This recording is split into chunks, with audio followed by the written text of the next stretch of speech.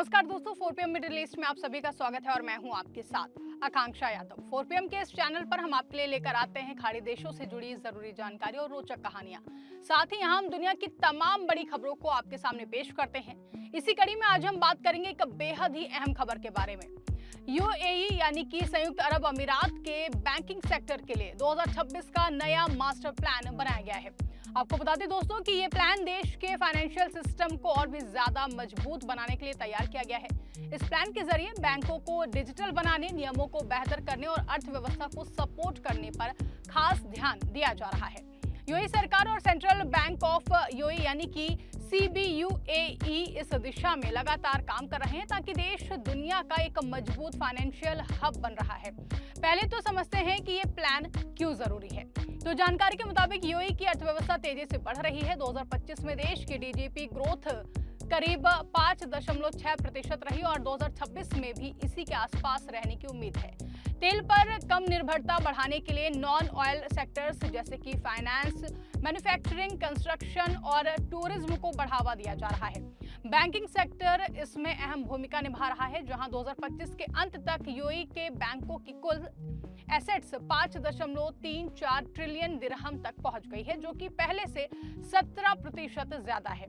Loan 17.9% बढ़े हैं और डिपॉजिट 16.2% बढ़े हैं। ये दिखाता है कि बैंकिंग सेक्टर मजबूत है और अर्थव्यवस्था को अच्छा सपोर्ट दे रहा है। नए 2026 मास्टर प्लान में सबसे बड़ा फोकस डिजिटल ट्रांसफॉर्मेशन पर है, जहां सेंट्रल बैंक ने फाइनेंशियल इंफ्रास्ट्रक्चर ट्रांसफॉर्मेशन प्रोग्राम शुरू किया है। इसमें आर्टिफिशियल इंटेलिजेंस का इस्तेमाल करके बैंकिंग सर्विसेज को बेहतर बनाया जाएगा, जैसे कि instant payments, central bank digital currency जैसे डिजिटल दिरहम कहा जाता है, और ओपन फाइनेंस प्लेटफॉर्म।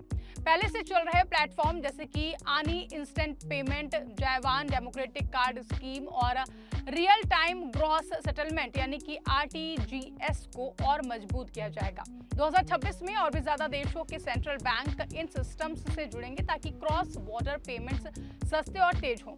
इससे व्यापार आसान होगा और विदेशी निवेश बढ़ेगा। एक और महत्वपूर्ण हिस्सा है फाइनेंशियल इंक्लूजन स्ट्रेटेजी 2026 से 2023 तक। इसका मतलब यह है कि आम लोग और छोटे मोटे बिजनेस भी आसानी से बैंकिंग सर्विसेज का फायदा उठा सकेंगे, जहां गरीब या फिर दूरदराज के इलाकों में रहने वाले लोगों को फाइनेंशियल सर्विसेज उपलब्ध कराना, महिलाओं और युवाओं को शामिल करना और डिजिटल टूल्स से लोन, सेविंग्स और इंश्योरेंस आसान बनाना। विश्व बैंक और OECD जैसे संगठनों के साथ मिलकर ये स्ट्रेटेजी बनाई जा रही है। इससे देश में फाइनेंशियल लिटरेसी बढ़ेगी और ज्यादा लोग बैंकिंग सिस्टम में आएंगे, जहां एमिरेटाइजेशन यानी कि स्थानीय लोगों को नौकरियों में ज्यादा मौका देना भी प्लान का बड़ा हिस्सा है। 2023 से 26 के लिए इथरा प्रोग्राम चल रहा है। इसमें बैंकिंग, फाइनेंस और इंश्योरेंस सेक्टर में 95% टारगेट पूरा करने का लक्ष्य है। 2026 में भी इस पर जोर रहेगा। इससे अमीराती युवाओं को अच्छी नौकरियां मिलेंगी और उनका स्किल लेवल भी बढ़ेगा। ना सस्टेनेबिलिटी यानी कि पर्यावरण के अनुकूल फाइनेंस पर भी ध्यान है। ग्रीन फाइनेंस, क्लाइमेट चेंज से जुड़े प्रोजेक्ट्स को फंडिंग देना और एनवायरमेंट, सोशल गवर्नेंस नियमों को फॉलो करना शामिल है। 2026 के लिए यूएई बैंक फेडरेशन ने अपनी स्ट्रेटेजी भी अप्रूव की है। इसमें बैंकों को इकोनॉमिक ग्रोथ से ज्यादा रोल देने, सस्टेनेबिलिटी, गवर्नेंस, फाइनेंशियल इंक्लूजन और SMEs यानी कि छोटे मध्यम उद्योग को सपोर्ट करने पर फोकस है। CEOs एडवाइजरी काउंसिल ने इसी महीने में मीटिंग करने का एक प्लान भी तैयार किया है और उन्होंने इस पर चर्चा के लिए प्लान्स भी बना लिए हैं। बैंकों को AI पावर्ड सर्विसेज विकसित करने, रेजिलियंस बढ़ाने और नेशनल फाइनेंशियल इकोसिस्टम को मजबूत करने के लिए कहा गया है, जहां सेंट्रल बैंक ने मार्च 2026 में एक रेजिलियंस पैकेज भी अप्रूव किया है। ये 5 पिलर्स पर आधारित है। पहला, बैंकों को ज्यादा लिक्विडिटी उपलब्ध कराना। बैंक अपने कैश रिजर्व का 30% तक इस्तेमाल कर सकेंगे और AED और USD में टर्म लिक्विडिटी फैसिलिटी मिलेगी। दूसरा, फंडिंग और लिक्विडिटी रेशियो पर कुछ राहत मिलेगी। तीसरा, कैपिटल बफर्स का फ्लेक्सिबल यूज। इससे ग्लोबल अनिश्चितता के समय भी बैंक स्थिर रह सके और अर्थव्यवस्था को क्रेडिट फ्लो जारी रख सके। CBUAE के पास 1 ट्रिलियन दिरहम की एसेट्स हैं जो इस पैकेज को बैकअप देती हैं। इससे बैंकिंग सेक्टर को मजबूती और बढ़ गई है, जहां नए CBUA लॉ भी 2025 में पास हुआ, जो कि बैंकिंग और इंश्योरेंस को एक साथ रेगुलेट करेगा। इसमें सेंट्रल बैंक की पावर बढ़ाई गई है, एनफोर्समेंट स्ट्रॉन्ग किया गया है और ग्लोबल चेंजेस के साथ मैच करने के लिए प्रावधान जोड़े गए हैं। 2026 सितंबर तक ट्रांजिट पीरियड है। इससे रेगुलेटरी फ्रेमवर्क और भी ज्यादा मजबूत होगा। मिनिस्ट्री ऑफ फाइनेंस का 2023 से 26 स्ट्रेटेजिक प्लान भी बैंकिंग से जुड़ा हुआ है। इसमें फाइनेंशियल परफॉर्मेंस एक्सीलेंस और फिस्कल सस्टेनेबिलिटी और नेशनल फाइनेंशियल रेजिलियंस पर फोकस है। एआई और इनोवेशन को बढ़ावा दिया जा रहा है। 2026 फेडरल बजट में भी डिजिटल ट्रांसफॉर्मेशन, पेमेंट सिस्टम्स और रेगुलेटरी डेवलपमेंट पर जोर है। जहां बैंकिंग सेक्टर की मजबूती के कई फायदे हैं। पहले, अर्थव्यवस्था स्थिर रहती है। जब बैंक मजबूत होते हैं तो फिर लोन आसानी से मिलता है, बिजनेस बढ़ते हैं और रोजगार बढ़ता है। दूसरा, विदेशी निवेश आकर्षित होता है।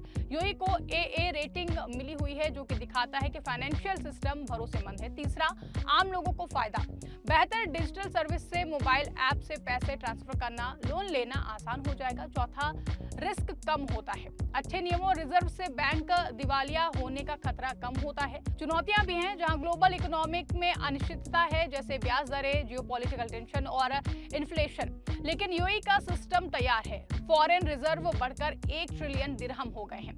जहां मॉनेटरी बेस कवर रेशियो 113.7% है, जो कि करेंसी की मजबूती दिखाता है। 5 देशों के साथ करेंसी स्वैप एग्रीमेंट है, जो कि लिक्विडिटी देते हैं। 2026 में क्या उम्मीद है, इस पर भी बात कर लेते हैं। तो बैंकिंग एसेट्स और भी ज्यादा बढ़ेंगी, डिजिटल पेमेंट्स का यूज बढ़ेगा, फिटनेस कंपनियां और पार्टनरशिप्स बढ़ेंगी, एसएमईज को ज्यादा फंडिंग मिलेगी, ग्रीन प्रोजेक्ट्स को सपोर्ट बढ़ेगा, अमीराती युवा बैंकिंग में ज्यादा आएंगे। कुल मिलाकर फाइनेंशियल सिस्टम और रेजिलिएंट बनेंगे।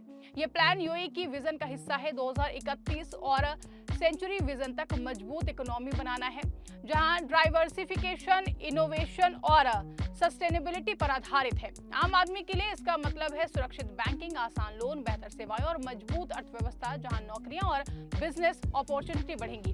अगर कोई बैंक नियम तोड़े या फिर रिस्क ले तो फिर सेंट्रल बैंक सख्ती से डील करेगा, लेकिन अच्छे परफॉर्मेंस पर सपोर्ट भी मिलेगा।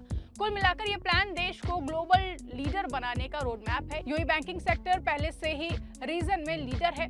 61 बैंक काम कर रहे हैं, 23 लोकल और 38 फॉरेन ब्रांचेस हैं, जहां कैपिटल एडेक्वेसी रेशियो 17.1% है, जो कि अच्छा है। नॉन परफॉर्मिंग लोन बहुत कम, 1.6% है। लोन टू डिपॉजिट रेशियो 77.7% है, जो दिखाता है कि बैंक ज्यादा लोन दे सकते हैं। आगे के सालों में ब्लॉकचेन, मोबाइल बैंकिंग और एआई का और भी ज्यादा यूज होगा।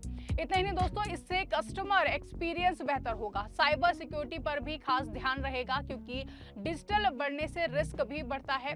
सरकार और सेंट्रल बैंक मिलकर काम कर रहे हैं, जहां बोर्ड मीटिंग्स में शेख मंसूर बिन जायद अल नाह्यान चेयर करते हैं। वो फाइनेंशियल स्टेबिलिटी पर जोर देते हैं। इस प्लान से छोटे बिजनेस को फायदा होगा, क्योंकि एसएमईज को स्पेशल सपोर्ट है। युवा एंटरप्रेन्योर्स आसानी से फंडिंग पा सकेंगे, महिलाओं के बिजनेस को भी बढ़ावा मिलेगा। टूरिज्म और ट्रेड बढ़ने से बैंकिंग को और भी काम मिलेगा। दुबई और अबू धाबी जैसे शहर ग्लोबल फाइनेंशियल सेंटर्स बन रहे हैं। कुल मिलाकर 2026 का ये मास्टर प्लान यूएई को और भी ज्यादा मजबूत, डिजिटल और इंक्लूसिव फाइनेंशियल सिस्टम देगा। इससे देश को प्रोग्रेस तेजी से होगी, देश की और लोगों का जीवन भी बेहतर होगा। नियम मानकर और डिजिटल टूल्स का इस्तेमाल करके हर कोई इसका फायदा उठा सकता है। तो दोस्तों, ये थी इस खबर से जुड़ी पूरी जानकारी। आपको कैसी लगी कमेंट करके हमें जरूर बताइएगा और देखते रहिए 4PM मीडिया लिस्ट।